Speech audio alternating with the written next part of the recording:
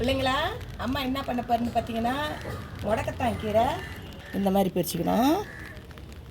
இது எதுக்கு பார்த்தீங்கன்னா, தோசை ஊற்ற போகிறேன். அம்மா முடக்கத்தான் கீரை தோசை ஊற்ற போகிறேன். பாருங்கள், மழை பெய்ய பாருங்கள், தூத்த போடுது பாருங்கள். இங்கே பாருங்க,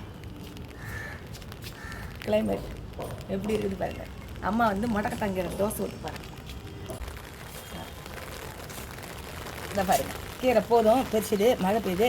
இதை பாருங்கள், மணத்தக்காளி பழம் பாருங்கள், கொத்து கொத்து கொத்து கொத்தாக இருக்குது பாருங்கள். என் பேர பசங்களாம் திராட்சை கொத்துன்னு சாப்பிடுவாங்க. இதை வருங்க, முடக்கத்தான் கீரை தோசை கார சட்னி செய்ய போகிறேன். வாங்க செய்யலாமா? வாங்க. தண்ணி வச்சுக்கோங்க. தண்ணி இதை பாருங்க, ஒரு மிளகா ஒரு 4-5 வச்சுக்கோங்க. கலருக்கோசம் காஷ்மீர் மிளகா நான் இருக்குது போடுறேன். உங்கள்கிட்ட இல்லைன்னா விட்டுருங்க. கொஞ்சோண்டு ஊறட்டும், ஊறுற அளவுக்கு தான் எடுத்துருவோம். இந்த உலகம் ஊறினது போதும். அந்த ஊறிச்சு பாரு. இதை பாருங்கள், மிளகா தண்ணியில் போட்டு எடுத்து வச்சாச்சு. சுடு தண்ணியில் போட்டு கொஞ்சோண்டு புளி, ரைட்டாக கொண்டு புளி வச்சுக்கோங்க. உப்பு வச்சுக்கோங்க. நான் பெரிய தக்காளி பழம் ஒன்று வச்சுருக்கிறேன். நான் வெங்காயம் வச்சுருக்கிறேன். நீங்கள் எந்த வெங்காயம் வேணால் வச்சுக்கோங்க. நான் சின்ன வெங்காயம் வச்சுருக்கேன். பூண்டு வச்சுருக்குறோம். இதை வந்து நம்ம மிக்சியில் அப்படியே பச்சை அரைச்சின்னு வந்துடணும். ரெடி. இதை பாருங்கள், இந்த அளவுக்கு அரைச்சின்னு வந்துடுங்க. அந்த மிளகா கொதிக்க வச்சுருந்தீங்களா, அந்த தண்ணியே ஊற்றிக்குங்க. இதை பாருங்கள், இந்த அளவுக்கு அரைச்சிக்கங்க. அதில் வச்சு நல்லெண்ணெய் ஊற்றிக்குங்க. இதுக்கு இந்த ஏன்னா மிளகா போட்டுருக்கேன்னா நம்ம நல்லெண்ணெய் ஊற்றணும். இந்த சட்னிக்கு கொஞ்சோடனே கடுகு பருப்பு போட்டுக்குங்க.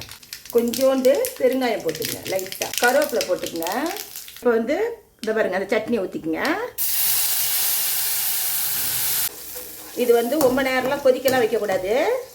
சும்மா ஒரு 2 நிமிஷம் 2 கொதிச்சுட்டு போதும். ரொம்பலாம் இருக்கக்கூடாது. இது பச்சை, இது வந்து பச்சை கலர் லைட் வாசம் தான் வரும்.